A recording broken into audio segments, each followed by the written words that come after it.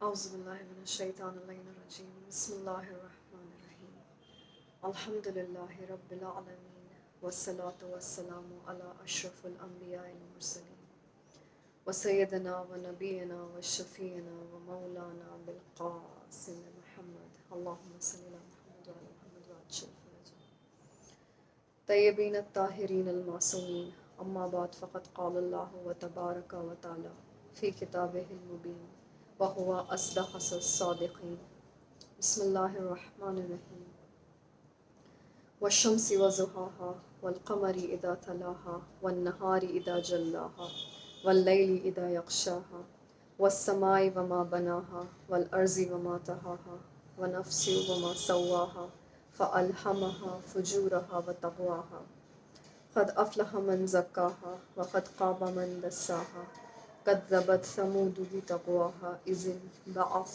أشقاها فقال لهم رسول الله ناقة الله وسقياها فكذبوه فعقروها فدمدم عليهم ربهم بذنبهم فسواها ولا يخاف عقباها بسم اللہ الرحمن الرحیم اللہم کل ولی الحجت ابن الحسن صلواتک علیہ وعلى آبائه في هذه الساعة وفي كل ساعة وليا وحافظا وقائدا وناصرا ودليلا وعينا حتى تسكنه أرزك طوعا وتمتعه فيها طويلا برحمتك يا أرحم الراحمين اللهم صل على محمد وعلى محمد وعلى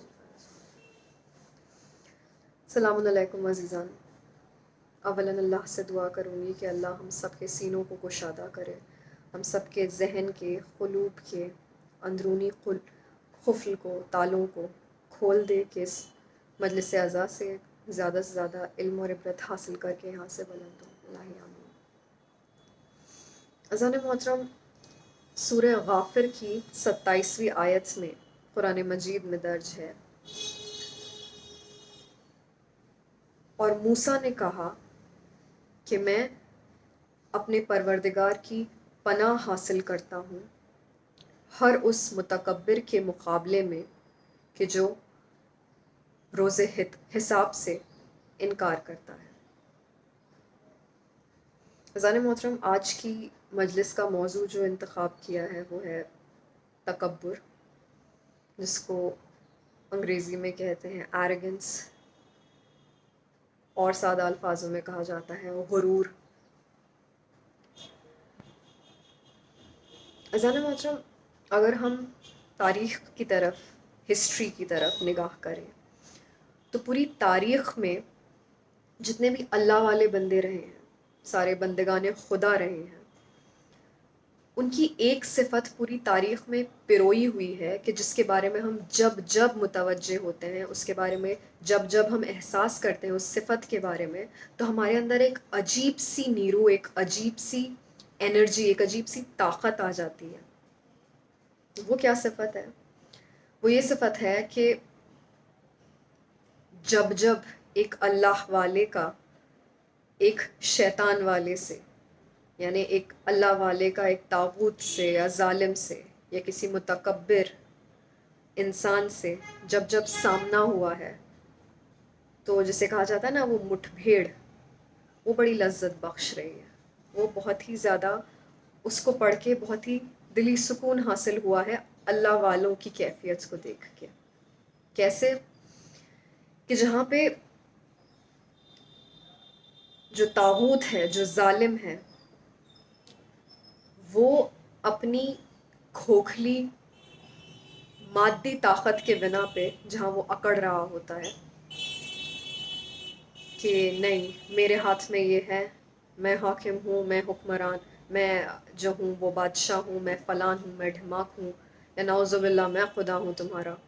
تو جہاں پہ وہ اپنی ذاتی چیزوں کو، ظاہری چیزوں کو دیکھ کے اکڑ رہا ہوتا ہے، اپنی ذاتی طاقت، اپنی فوج کی طاقت کو دیکھ کے اکڑ رہا ہوتا ہے، اسی کے مقابلے میں جو اللہ والا بندہ ہوتا ہے، جو اللہ کا افراد ہوتا ہے، بندگان خدا ہوتا ہے، وہ اس کی جہالت میں منی من جو ہے وہ افسوس کر رہا ہوتا ہے، اور اس کے باوجود دعوت دے رہا ہوتا ہے خدا کی طرف، اور اپنی حجت تمام کر رہا ہوتا ہے. اس بندگان خدا کے اوپر ایک عجیب سا سکون طاری ہوتا ہے، اور وہیں اس کے مقابل میں اس طاغوت کے اوپر ایک بہت ہی بے چین کر دینے والا شک جو ہے وہ حاوی ہوتا ہے، کہ اس کو سمجھ میں نہیں آ رہا ہوتا ہے کہ اگر اس انسان کا یہ کچھ بھی نہیں ہے میرے آگے، اور اس انسان کا جو اتنا کانفیڈنس ہے وہ کہاں سے آ رہا ہے، اس انسان کی جو اتنا الہی غرور ہے وہ کیوں ہے۔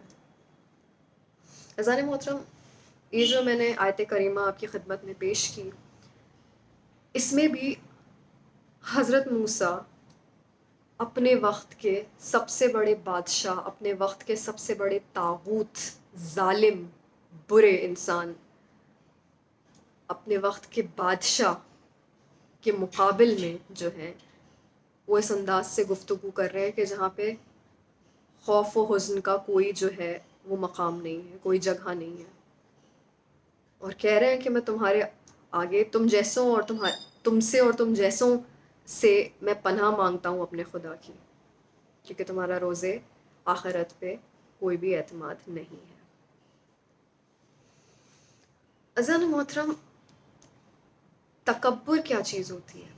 اگر ہم تکبر کو بہت ہی سادہ الفاظوں میں جو ہم سمجھ گئے ہیں کہ ایرگنس ہوتا ہے، پراؤڈ ہو گیا کوئی انسان تو اس کو تکبر کہتے ہیں، لیکن دراصل میں اگر اس کی تھوڑی سی گہرائی میں اتر کے اس کو سمجھنے کی کوشش کریں تو اللہ کے نزدیک تکبر ہوتا کیا ہے اور اس کی کیا حیثیت ہے۔ میں بچوں سے انشاءاللہ کہ پھر کوشش کروں گی متوجہ ہوں اور بہت ہی سادہ الفاظوں میں بیان کرنے کی کوشش کروں گی کہ ہر انسان کو جو ہے وہ آسانی سے سمجھ میں آ جائے کہ میں کیا کہنے کی کوشش کر رہی ہوں۔ تکبر میں کو کہتے ہیں جب انسان کے دل میں اس چیز کا احساس آ جائے کہ میں اس دنیا کے مقابلے میں بھی کچھ ہوں، آئی ایم somebody، وہاں سے اس کا تکبر شروع ہو جاتا ہے۔ اور اگر اس تکبر کا جو بیج ہوتا ہے جو بچپنے میں انسان میں ڈل جاتا ہے، اس کے ماں باپ کی پرورش میں ہی ایسا کچھ ہوتا ہے یا اس کے ماحول میں گھر کے ایسا کچھ ہوتا ہے کہ اگر بچپنے میں کسی بھی انسان کے اس تکبر کے بیج کو اس کے اندر اگر وہ بو گیا تو پھر اگر وہ بڑا ہو گیا تو وہ اس کے ساتھ ساتھ وہ بیج بھی بڑا ہوتا ہے اور اس کو جڑ سے نکالنے میں بہت دقت ہوتی ہے۔ اسی لیے بہت بہتر ہے کہ بچپنے سے ہی اس بیج کا، اس تکبر کے بیج کا اگر انسان خاتمہ کر دے بچے کے اندر سے تو آگے چل کے اس کی شخصیت، اس کا وجود رشد کر سکتا ہے، اس کی شخصیت کو پاک کیا جا سکتا ہے اس کی آلودگی سے۔ میں آپ کی خدمت میں کچھ جملے پیش کروں گی کہ جن کو ہم روزانہ کے بنا پہ خود بھی بولتے ہیں اور اپنے آس پاس والوں سے بھی سنتے رہتے ہیں بہت سادہ طریقے سے، اور اس کے اوپر کبھی دھیان بھی نہیں دیتے ہیں۔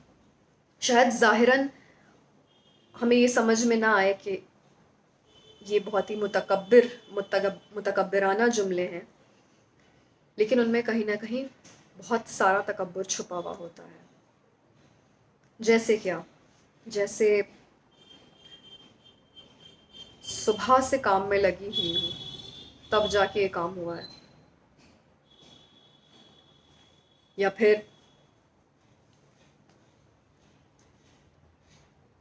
میں تو ایسا کبھی نہیں کروں گی، یا ہمارے گھر میں نہ آج تک ایسا کبھی ہوا ہے نہ ہو سکتا ہے، ہم نے اس کی مدد نہ کی ہوتی تو ابھی وہ برباد تھا، یا پھر ایسا کبھی نہیں ہو سکتا۔ اذان محترم، یہ جتنے بھی جملے میں نے ابھی آپ کی خدمت میں پیش کیے، اگر ان کے بارے میں تھوڑی سی فکر کریں گے تو ہمیں یہ سمجھ میں آتا ہے کہ ان جملوں میں کیونکہ ایک الہی وجود کی غیر موجودگی ہے، ایک الہی واضح کی یعنی کہ اللہ کے ذکر کی غیر موجودگی ہے ان جملوں میں، اس کی وجہ سے یہ جملے کہیں نہ کہیں دل کو اگر کسی انسان کے اندر اگر ریزہ برابر بھی ایمان ہے تو اس کو ڈر لگے گا کہ نہیں، یہ جو انسان یہ الفاظ اتنی آسانی سے بول رہا ہے، اس کو بیچ جملے میں روکیں اور کہیں کہ نہیں، اپنے اوپر تکیہ کر کے اتنا زیادہ بڑے جملے مت بولو، کیونکہ اگر اللہ کو ان میں سے کوئی ایک بھی جملہ ناپسند آ گیا تو جتنی ابھی تکبر اور اکڑ ہے ہمارے اندر، اللہ بخوبی جانتا ہے کہ نہ صرف ہماری گردن کو جھکوائے بلکہ ہمیں کمر سے جھکوا کے ہمیں سجدے میں لے آئے. اور جب اللہ جھکواتا ہے عزیزان محترم، تو پھر کیا فرعون، کیا قارون، سب کی کمر شکستہ ہو جاتی ہے. ہمیں بہت خیال کرنے کی ضرورت ہے کہ ہم روزانہ کی زندگی میں بھی جو اتنی آسانی سے اس طریقے کے الفاظ بول دیتے ہیں، ان میں بھی الہی ذکر کی بہت زیادہ ضرورت ہے. یہ کچھ نہیں، یہ ہماری شخصیت کے اندر چھپے ہوئے تکبر کو ہی سامنے لاتے ہیں جملے، کہ ہمیں لگتا ہے کہ ہم نے کر دیا تو اس وجہ سے یہ ہو گیا، ہمارا ہاتھ لگ گیا تو یہ کام اچھا ہو گیا، ابھی ہم نہ ہوتے تو تمہارا یہ حال تھا. یہ جو کیفیت ہوتی ہے نا انسان کی کہ میری وجہ سے یہ ہو گیا، ہم نے مدد کر دی ان کی، میرے پاس آئے تھے وہ مدد مانگنے کے لیے. اللہ سے توبہ کرنی چاہیے اس طریقے کے جملے اگر ہم استعمال کرتے ہیں یا ہمارے آس پاس کا کوئی استعمال کر رہا ہے تو ضروری ہے واقعاً اس موقع پہ امر بالمعروف جو ہے وہ نہی عن المنکر کرنا بہت زیادہ ضروری ہے، کہ فوراً ان کو ٹوک کے، اور کسی وجہ سے نہیں کہ ان کو نیچا دکھا دیں، اکیلے میں سمجھا دیا، اکیلے میں بتا دیجیے، لیکن یہ بتانا بہت ضروری ہے کہ اللہ کو اس طریقے کے جملے بالکل بھی پسند نہیں آتے ہیں. اور تاریخ گواہ رہی ہے کہ جن لوگوں نے اتنے متکبرانہ جملوں کا استعمال کیا ہے اپنی زندگی میں، سب سے زیادہ اللہ نے ان کو ہی غرق کیا ہے، انہی کو شکست دی ہے، اور بہت دردناک شکست دی ہے. تو بھیا ٹھیک ہے، انسان کے مقابلے آپ کو نہیں جھکنا ہے، مت جھکیے، لیکن کم سے کم اللہ کے مقابلے میں تو اپنی حیثیت کو انسان کو یاد رکھنا چاہیے.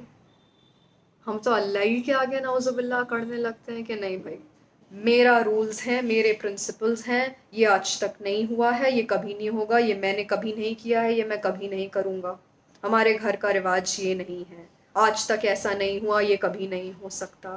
یہ بہت ہی متکبرانہ، بہت ہی زیادہ ایروگنٹ اور پرائیڈ والے جملے ہیں. اور عزیزان محترم، اگر آپ مسلمان ہیں اور ایسے مسلمان گھرانے میں پلے بڑے ہیں تو واقعاً اس طریقے کے جملوں کی کوئی گنجائش نہیں رہ جاتی ہے آپ کی شخصیت میں. کیونکہ اگر ہم نمازیں پڑھ رہے ہیں، ہم عبادتیں کر رہے ہیں، اور اس کے باوجود بھی ہمارا جو ہے وہ بات کرنے کا طریقہ اور بات کرنے کا انداز جو ہے وہ اتنا زیادہ اکڑ کے ساتھ ہے، تو اس کا مطلب کہ اللہ رحم کرے، 50,000 سال عبادت کری تھی ابلیس نے، آخر میں آ کے اللہ کے مقابلے میں ہی کھڑا ہو گیا تھا کہ تو نے مجھے جو ہے وہ آگ سے بنایا، اس کو مٹی سے بنایا، میں اس کا سجدہ نہیں کر سکتا. 50,000 سال کی عبادت غرق ہوئی تھی صرف ایک سجدے کا انکار کرنے سے. کیوں؟ کیونکہ وہ 50,000 سال کی جو عبادت تھی وہ ابلیس اپنے خود کے لیے کر رہا تھا، اپنی پسند سے کر رہا تھا، اور وہ جو ایک سجدہ تھا وہ اللہ کو عزیز تھا. اور اسی انداز سے اللہ نے ابلیس کو سارے ملائکہ کے سامنے ایکسپوز کیا تھا کہ دیکھو اس کی اصلیت کیا ہے جو اب باہر آ رہی ہے، کہ جب میں نے اس کو فرمان دیا ہے اب باہر آ رہی ہے. اذان محترم، تاریخ کا یہ نظام رہا ہے، قدرت کا یہ طریقہ کار رہا ہے ہمیشہ سے، آج سے نہیں ہمیشہ سے، کہ جب بھی ایک اللہ والے کا اور ایک نفس پرست انسان کا، ایک طاغوت، ایک ظالم کا مقابلہ ہوتا ہے، تو جو پیٹرن ہوتا ہے ڈائلاگز کا اور جو پیٹرن ہوتا ہے عملیات کا، وہ بہت سیم رہا ہے، وہ صدیوں سے سیم رہا ہے، صدیوں سے سیم رہا ہے، کوئی فرق نہیں آیا اس میں. کیا اللہ والے بندے کا اس طاغوت کو اللہ کی طرف دعوت دینا.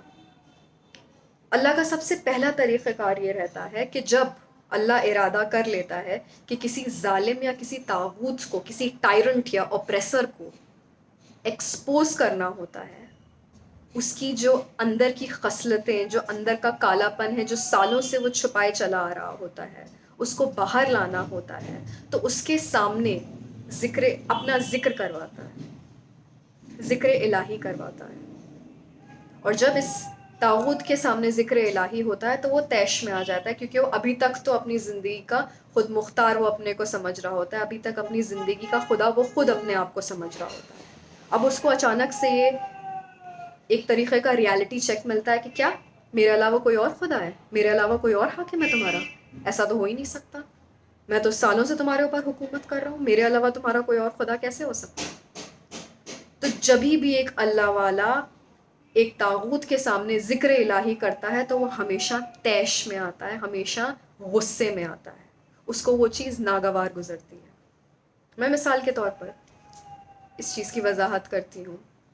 جب حضرت موسیٰ نے، چاہے وہ فرعون کو اللہ کی طرف دعوت دینا ہو، فرعون کا ہمیں رویہ پتہ ہے کیا تھا، یا جب رسول اللہ نے قریش کو شروعاتی دور میں اسلام کی طرف دعوت دی، اللہ کی طرف، خدا لا شریک اللہ کی طرف دعوت دی، تو ان کا رویہ کیا تھا.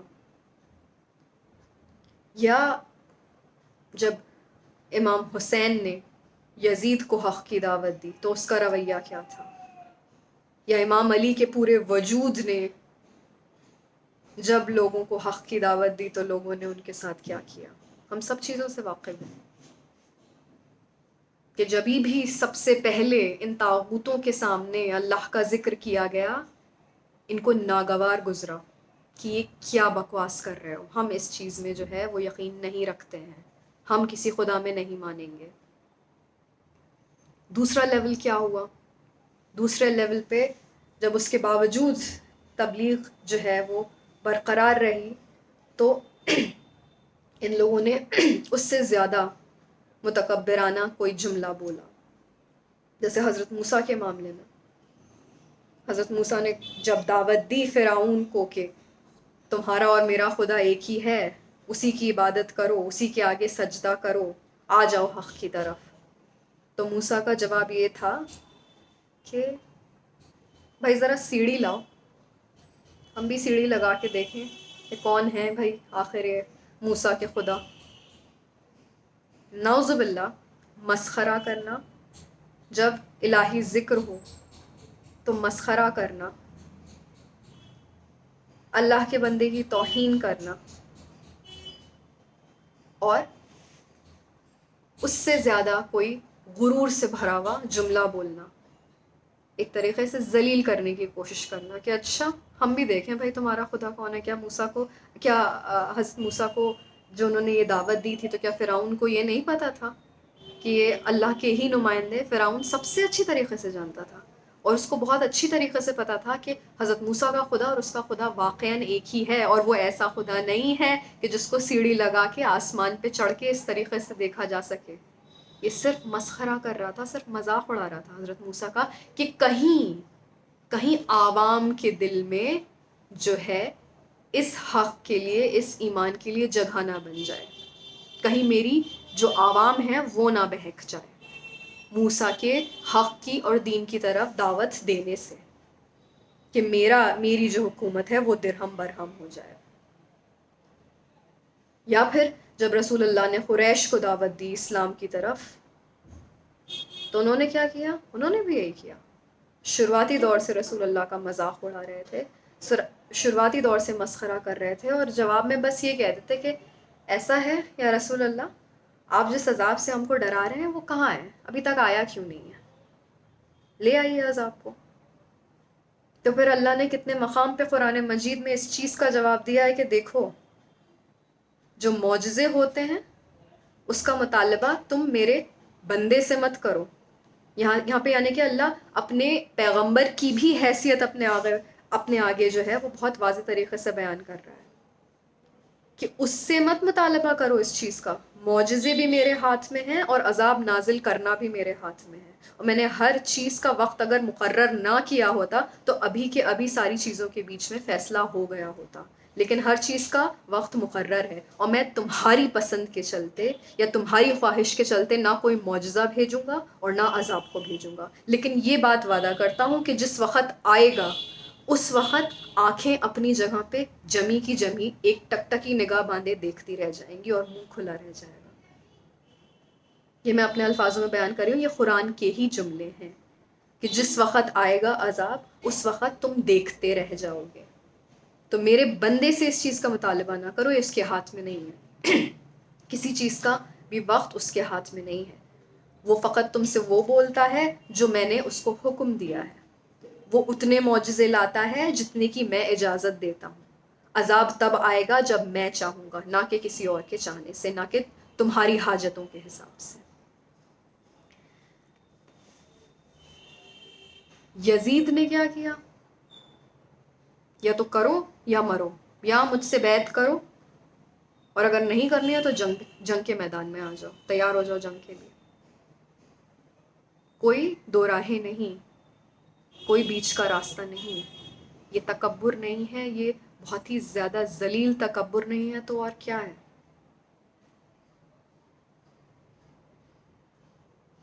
پھر کیا ہوتا ہے؟ اس کا جو نیکسٹ لیول ہے، اس کا جو نیکسٹ سٹیپ ہے کہ جب مسلسل تبلیغ کرنے کے باوجود مسلسل اللہ اپنی نشانیاں دکھائے جا رہا ہے، مسلسل اپنی طرف دعوت دے رہا ہے. اللہ کو کوئی عذاب کرنے کی کسی کے اوپر جلدی نہیں ہوتی ہے. اللہ کو اپنے بندوں کو خسارے میں ڈالنے کی کوئی جلدی نہیں ہوتی. اللہ تو ایسا ہے کہ حضرت موسیٰ کو بھی جب فرعون کے دربار میں بھیجا تھا تو یہ کہہ کے بھیجا تھا کہ دیکھو موسیٰ، اس سے نرمی کے ساتھ بات کرنا، ہو سکتا ہے وہ ہدایت پا جائے، ہو سکتا ہے وہ ایمان لے آئے. یعنی اتنے بڑے طاغوت ظالم کے مقابلے اللہ اپنے پیغمبر کو حکم دے رہا ہے کہ تم تواضع کے ساتھ، تم جو ہے وہ تھوڑا نرم الفاظ میں اس سے بات کرنا، تھوڑی نرمی کے ساتھ گفتگو کرنا. کسی طریقے سے اللہ جو ہے اپنی حجت پوری تمام کر دیتا ہے کہ اس طریقے سے بات کر کے دیکھو، اچھا اس طریقے سے کرو، لیکن تبلیغ جاری رکھنی ہے. چاہے جو ہو تبلیغ جاری رکھنی ہے. تم اپنا کام کرتے رہو. میں اس کے لیے کوئی بہانہ نہیں چھوڑنا چاہتا ہوں، کوئی وجہ نہیں چھوڑنا چاہتا ہوں کہ در آخر وہ قیامت میں آ کے کہے کہ پروردگار اگر تو نے کسی کو بھجوا دیا ہوتا، اگر تو نے مجھ سے یہ بات کہلوا دی ہوتی تو میں یقین کر لیتا، تو میں ایمان لے آتا، مجھ سے تو کسی نے کچھ کہا ہی نہیں. اللہ اس چیز کا موقع کسی کو نہیں دیتا ہے. اللہ اپنی حجت تمام کر دیتا ہے کہ پھر جب اللہ اپنا غضب نازل کرے تو کسی کے پاس چوں چرا کرنے کی نہ فرصت ہو اور نہ حق ہو. اذان محترم، اسی انداز سے پھر جب اتنی تبلیغیں کرنے کے بعد، اتنے طریقے سے سمجھانے کے باوجود جب ایمان نہیں لاتے ہیں یہ طاغوت، تو اللہ پھر جو ہے وہ اپنا فیصلہ مقرر کر دیتا ہے کہ ہاں اب تم نے تکبر کی ہر انتہا کو جو ہے وہ پار کر لیا ہے، تو اب تمہارے اوپر عذاب آنا ہی آنا ہے. اور یہ سارے طاغوتوں کا اختتام رہا ہے. سب کا خاتمہ پھر اسی انداز سے ہوا ہے کہ جب سب نے امید چھوڑ دی کہ اب کچھ ہو سکتا ہے یا کچھ عذاب آ سکتا ہے یا کچھ، اسی وقت اللہ کی مدد آتی ہے اپنے بندوں کے لیے، اپنے با ایمان بندوں کے لیے. کہ جب سب غافل ہو جاتے ہیں ساری چیزوں سے، اپنی زندگی میں مگن ہو جاتے ہیں، اپنی خوشیوں میں مگن ہو جاتے ہیں، پھر اچانک سے اللہ کا عذاب آتا ہے. پھر چاہے جتنی منتیں کر لیں انسان، اگر وقت رہتے ہم ایمان نہیں لائے تو پھر ہمارے پاس اللہ کو دینے کے لیے کوئی دلیل نہیں ہوگی. ایک صلوات کامل بھیج محمد والے اللہم صلی علی محمد وعلی محمد شریف.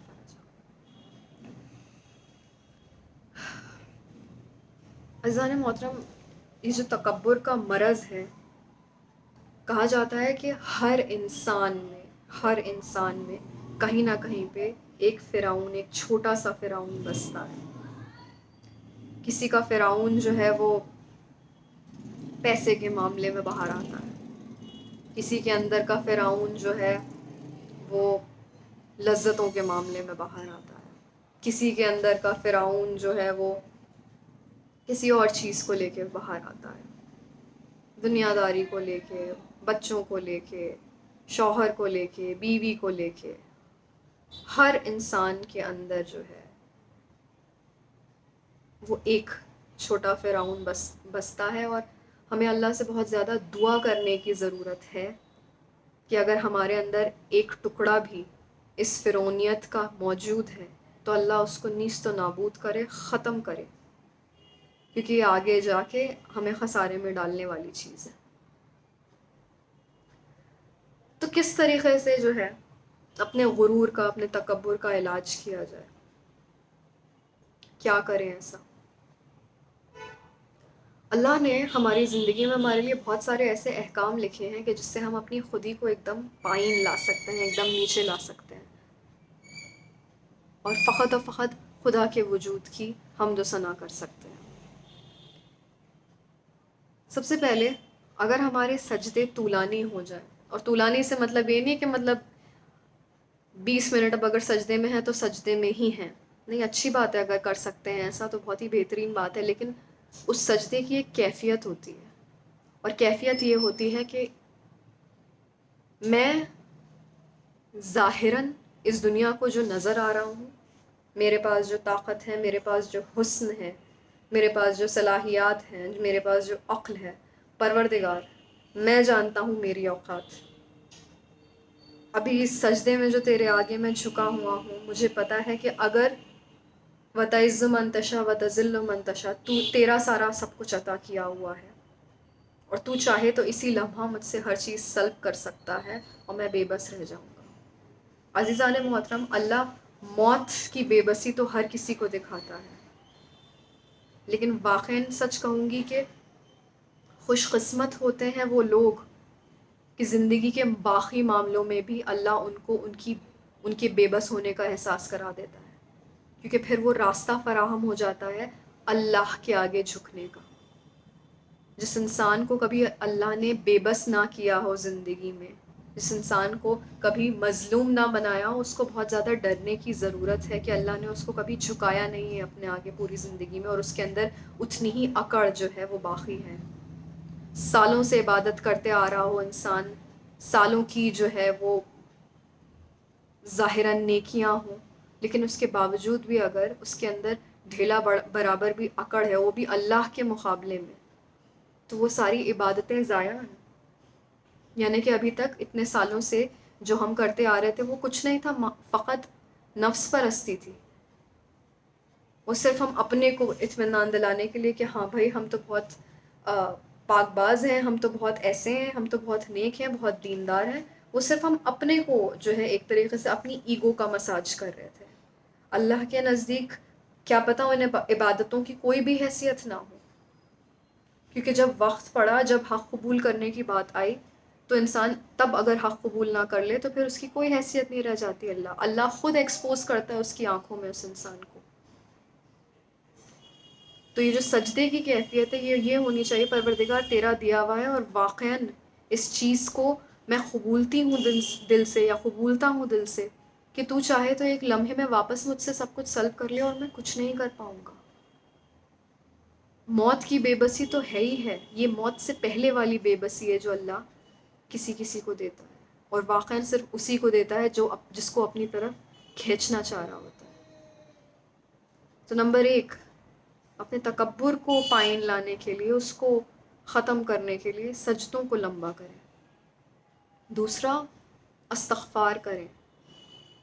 جب انسان اپنے دل میں یہ مطمئن ہو جاتا ہے کہ میں نے کیا گناہ کیا، اللہ کا شکر ہے میں نے کوئی ایسا گناہ نہیں کیا ہے، اللہ کا شکر ہے بھائی ہم نے یہ تو نہیں کیا. دوسروں کو دیکھتے ہوئے کہتے ہیں بھائی کم سے کم ہم نے یہ تو نہیں کیا ہے. اذان محترم، یہ جو تکبر کر کے آپ اس جملے کو بول رہے ہیں وہ اس انسان کے گناہ سے بھی بڑا گناہ ہو سکتا ہے اللہ کے نزدیک. اللہ کو تکبر نہیں پسند ہے. کیا پتہ جس کے گناہ کو آپ جو ہے وہ انگلی اٹھا کے یہ کہہ رہے ہوں کہ اس نے یہ کیا ہے اور وہ کیا ہے، ہو سکتا ہے اس نے اپنے گناہ کی معافی مانگ لی اور آپ سے بہت آگے نکل گیا، اور آپ اس کو بلیم کرتے جا رہے ہیں اور آپ اپنے گناہوں میں اضافہ کرتے جا رہے ہیں.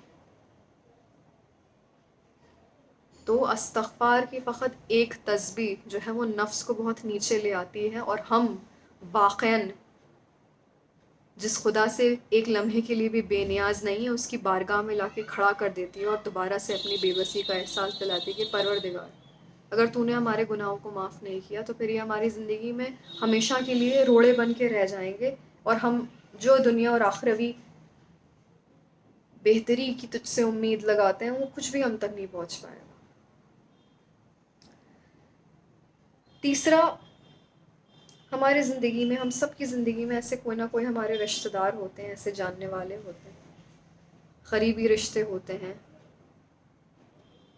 کہ جو ہم سے قطع تعلق کر لیتے ہیں، اور اگر قطع تعلق نہیں بھی کرتے ہیں تو بہت ہی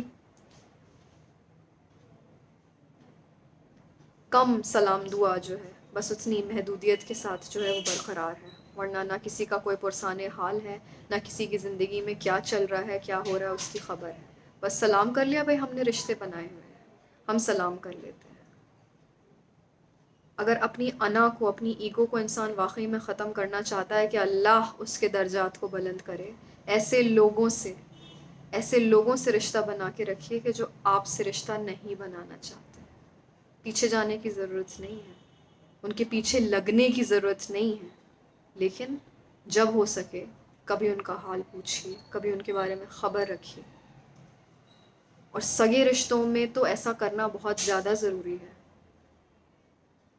ہمارے بھائی بہن ہو گئے، چاچا چاچی، بھائی بہن، ماما مامی، ان سب سے کنیکشن بنا کے رکھنا بہت ضروری ہے۔ اللہ ان کے بارے میں ہم سے سوال کرے گا۔ یہاں پہ اگر ان رشتوں میں بھی اگر کھٹک ہے تو عزیزان محترم یہ ڈرنے کی بات ہے، کیونکہ اس سے رزق بھی کم ہوتا ہے اور اس سے زندگی بھی کم ہوتی ہے، اور تکبر میں اضافہ ہوتا ہے کہ ہم کیوں جھکیں۔ بھائی تم جھک جاؤ گے، اللہ ہی تو عزت دینے والا ہے، یہاں جھک جاؤ گے اللہ تمہیں کہیں اور بلند کر دے گا۔ تو عزیزان محترم یہ بہت زیادہ ضروری ہے کہ ہم اللہ سے دعا کریں، کیا کہ پروردگار اپنے علاوہ کسی اور کا محتاج مت بننے دینا۔ یہ دعائے کامل نہیں ہے عزیزان محترم، ہمیں اللہ سے یہ دعا کرنے کی ضرورت ہے کہ پروردگار اپنے آگے جھکا، اور تو جس کے آگے ہمیں جھکانا چاہے اس کے آگے جھکا۔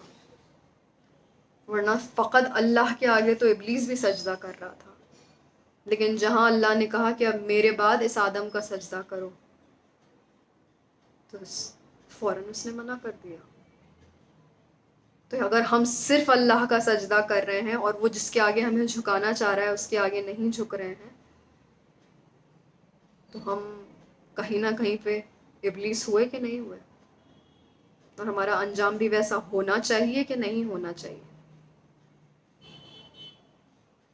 حکم پروردگار امپورٹنٹ ہے، الہی حکم جو ہے وہ میٹر کرتا ہے، یہ میٹر نہیں کرتا اللہ ہمیں کس کے آگے جھکوا رہا ہے۔ وہ آج جھکوا رہا ہے، کل سر بلند کر دے گا، کوئی مسئلہ نہیں ہے۔ لیکن اگر ہم آج اس کے فرمان کے تحت کسی انسان کے آگے، حق کے آگے نہیں جھک پا رہے ہیں، تو پھر اللہ آخرت تک پھر گردن ٹیڑھی ہی رکھے گا اور پھر ایک دم سے توڑے گا، اور اس چیز سے ہمیں ڈرنا چاہیے۔ ایک اور طریقہ کار جس سے ہم اپنی ایگو کو ختم کر سکتے ہیں، ہم اپنے تکبر کو ختم کر سکتے ہیں، اپنے سے چھوٹا جب بھی کوئی نظر آئے تو اس کو خود سے سلام کیجیے۔ رسول اللہ ایسا ہی کرتے تھے، اپنے سے چھوٹوں کو خود سے سلام کرتے تھے، چھیڑ کے سلام کیجیے، کوئی عزت میں کمی نہیں آ جائے گی۔ وہ بچہ شرمندہ ہوگا کہ اس کو سمجھ میں آئے گا کہ بڑے ہیں، آئندہ سے ان کو میں پہلے سلام کروں گا۔ اور بہرحال اس عمل کا جو ہے وہ فائدہ یہی ہے کہ کچھ نہیں، اس سے ہماری ایگو نیچے آتی ہے، اس سے ہماری انا ٹوٹتی ہے۔ اپنے سے چھوٹے کو عزت دینے سے اور اس کا احترام کرنے سے ہماری انا ٹوٹتی ہے، اور اللہ ہمیں اپنے نزدیک سربلند کرتا ہے۔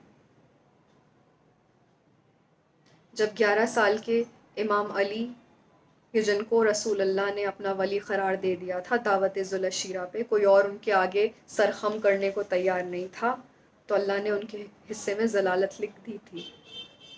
تو ہم یہ نہیں کہہ سکتے ہیں کہ کون چھوٹا ہے کون بڑا ہے. 4 سال کا بچہ ہے، 8 سال کا بچہ ہے، خود سے آگے جھک کے سلام کیا. آپ کی عزت میں کوئی کمی نہیں آئے گی، خدا دیکھنے والا ہے. لیکن اس سے آپ کی شخصیت اور کمال کے نزدیک ہو جائے گی. حضرت محترم، ساری عزت سربلندی اللہ کے پاس ہی ہے. اور جب ہم اس کی بارگاہ میں اپنے کو خم کر دیتے ہیں، سر جھکا لیتے ہیں، تو ہمیں ایسی ایسی جگہ سر اٹھانے کا موقع دے دیتا ہے جہاں پہ ہم تصور بھی نہیں کر سکتے تھے کہ یہاں پہ ہماری کوئی اوقات ہو سکتی ہے.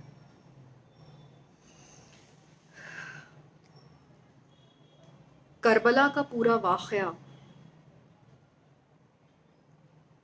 اسی سربلندی کا جو ہے وہ ایک مظاہرہ ہے، اور بہت ہی خوبصورت مظاہرہ ہے. اذان محترم، ایک ایک نفر کے پاس وہ طاقت تھی کہ فقط ایک بار دعا کے لیے ہاتھ اٹھا دیتا تو یزید کی فوج نیست و نابود ہو جاتی. لیکن کیا کر رہے تھے امام حسین؟ کیا کر رہے تھے جب اپنے 6 مہینے کے بچے کو یزید کے آگے اپنی بے بسی دکھانے کے لیے، اپنی مظلومیت دکھانے کے لیے لے گئے تھے؟ اللہ کی حکم کے تحت عمل انجام دے رہے تھے، اس کی فرما برداری کر رہے تھے، حجت تمام کر رہے تھے، یزید کی زشت اصلیت کو لوگوں کے سامنے لانے کے لیے. اذان محترم، جہاں پہ عزت کی، عفت کی بات آتی ہے، جس شخصیت کی آج شہادت ہے، ہمیشہ مولا عباس دل میں آتے ہیں. کہا جاتا ہے کہ جبھی بھی آپ کی کسی معاملے میں عزت پھنس رہی ہو نا، وہاں سے جلدی سے مولا عباس سے ایک مرتبہ توسل کر لیے گا کہ یا مولا، یہاں پہ عزت پھنس رہی ہے، بے عزتی مت ہونے دیجیے گا. اذان محترم، تجربے سے بتا رہی ہوں، آپ کی آبرو برقرار رہے گی. مولا اس انداز سے امام حسین کے چاہنے والوں کی مدد کرتے ہیں.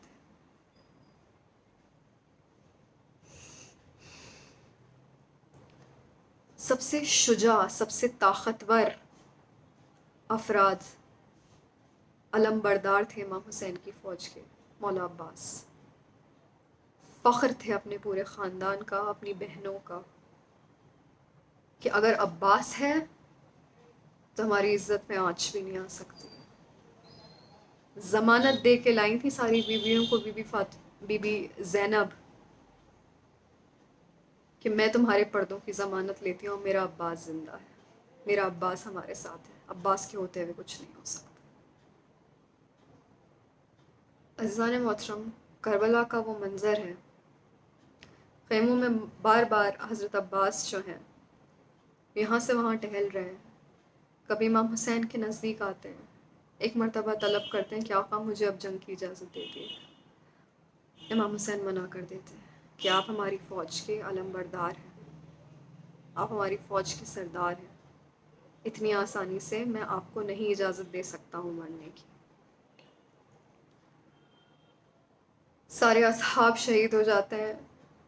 حضرت عباس کا دل کڑتا ہے کہ مولا، ہماری فوج کے بوڑھے بوڑھے اصحاب کو شہید کرے ڈال رہے ہیں، مولا بس ایک مرتبہ جنگ کی اجازت دے دیجیے. مولا منع کر دیتے ہیں. اہل بیت، اہل کی باری آتی، چھوٹے چھوٹے بچے اون محمد کے لاشیں خیمے میں آ رہے ہیں. حضرت عباس اپنی غیرت کے ساتھ کس طریقے سے برداشت کر رہے ہوں گے. کہتے ہیں آقا اب تو گود کے بچے تک شہید ہوئے جا رہے ہیں، جنگ کی اجازت دے دیں. مولا منع کر دیتے ہیں. ایک مرتبہ جب آپ سے برداشت نہیں ہوتا تو حضرت عباس بی بی سکینہ کے پاس جاتے ہیں. بی بی سکینہ ساری مشقوں کو ہلا ہلا کے یہ دیکھ رہی ہوتی کہ شاید کسی مشق میں پانی باقی ہو. ایک مرتبہ بی بی سکینہ کو گود میں لیتے ہیں اور کہتے ہیں بی بی اپنے بابا سے مجھے جنگ کی اجازت دلوائیے، میں آپ کے لیے پانی لاؤں گا.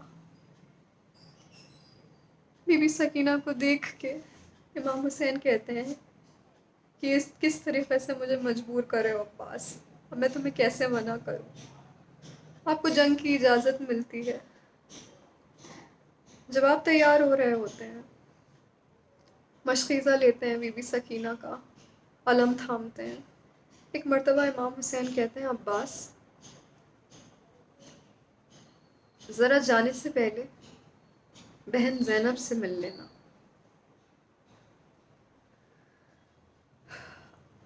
آپ بی بی زینب کے خیمے کے باہر جا کے کہتے ہیں اے میری بہن زینب، عباس کا آخری سلام ہو، عباس خدا حافظی کرنے آیا ہے۔ اتنا سننا تھا کہ ساری بیویاں تڑپ جاتی ہیں۔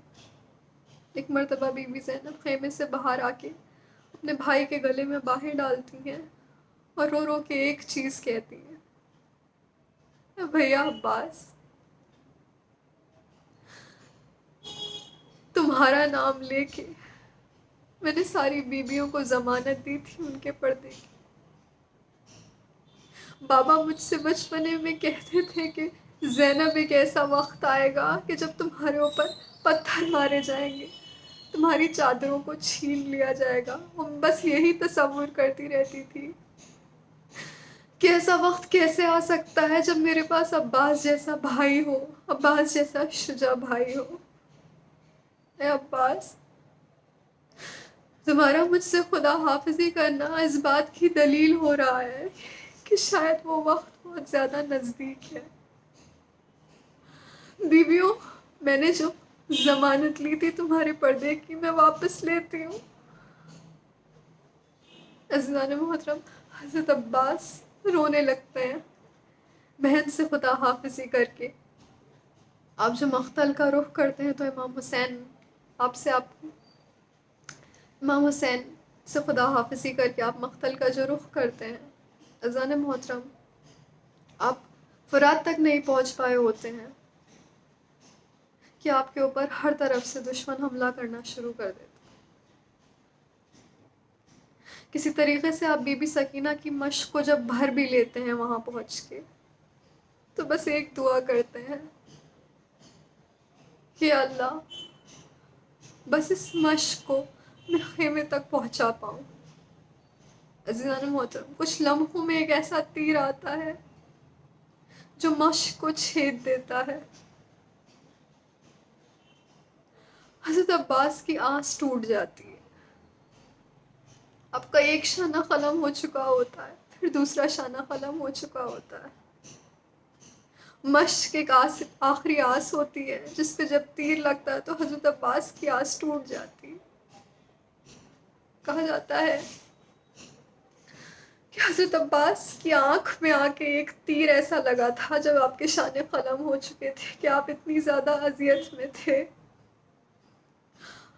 آپ گھوڑے سے زمین پر تشریف لائے، عزیزان محترم، آپ کے بازو نہیں تھے سہارا لینے کے لیے۔ میرے آقا کی بے بسی سوچئے۔ روایت میں ہے کہ آپ نے اپنے گھٹنوں کے بیچ میں اپنی آنکھ کے تیر کو کس کے دبایا اور جو کھینچا ہے، اپنے آقا حسین کو آواز دی اور اپنے آقا کی گود میں درآخر دم توڑ دیا۔ الا لعنت اللہ علی القوم الظالمین۔ خداوند متعال سے دعا کرتی ہوں کہ ہمارے بھائیوں اور بیٹوں کو شجاعت حضرت عباس سے نوازے، کہ جب ہمارا وقت کا امام ہماری مدد طلب کرے تو وہ سب سے آگے ہوں۔ میں دعا کرتی ہوں کہ اس دنیا میں جتنے لوگ بھی محرومیت کا شکار ہیں کسی بھی قسم کی، چاہے وہ اقتصادی ہو، چاہے وہ لوگوں کی کمی سے ہو، جن کے ماں باپ نہیں ہیں، جن کے اہل نہیں ہیں، اللہ ان سب کی روحوں کو سکون دے، اللہ ان سب کو اطمینان قلب دے، اللہ ان سب کی راحت کا سامان مہیا کرے۔ اس وبا نے جو دنیا کو پریشان کر کے رکھا ہوا ہے، پوری دنیا کو تھام کے رکھا ہوا ہے، اس کو جلد سے جلد برطرف کرے، ختم کرے. اللہ